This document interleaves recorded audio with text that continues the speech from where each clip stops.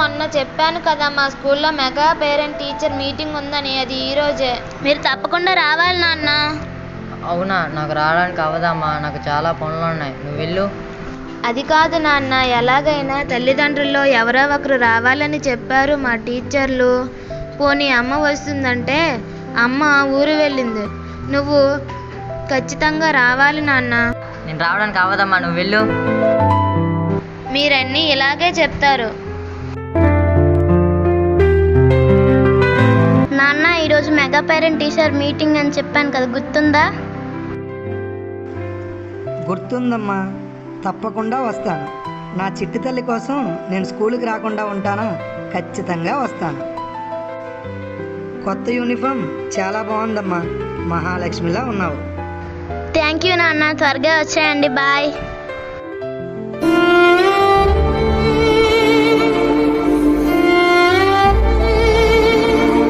ప్రసాద్ గారు, ఇంత కష్టం మీద ఎక్కడికి వెళ్తున్నారు? పాప వాళ్ళ స్కూల్లో మెగా పేరెంట్ టీచర్ మీటింగ్ ఉంది కదా, అక్కడికి వెళ్తున్నాను. మీరు రావడం లేదా? మా పాప ఇప్పుడే అడిగిందండి, నేను రావడం అవ్వదని చెప్పేశాను. మన పిల్లల కోసం ప్రభుత్వ పాఠశాలలో ప్రభుత్వం అన్ని సౌకర్యాల్లో కల్పించింది కదండి. 3 జతల మన పిల్లల కోసం ప్రభుత్వ పాఠశాలలో ప్రభుత్వం అన్ని సౌకర్యాల్లో కల్పించింది కదండి.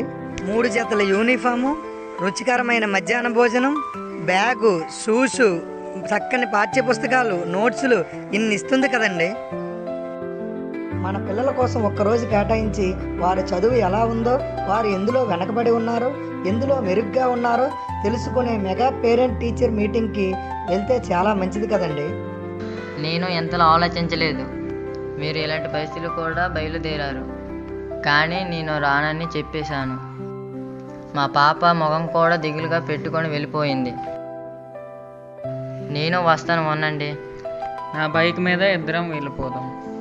సరే పదండి, ఇద్దరం కలిసి వెళ్దాం.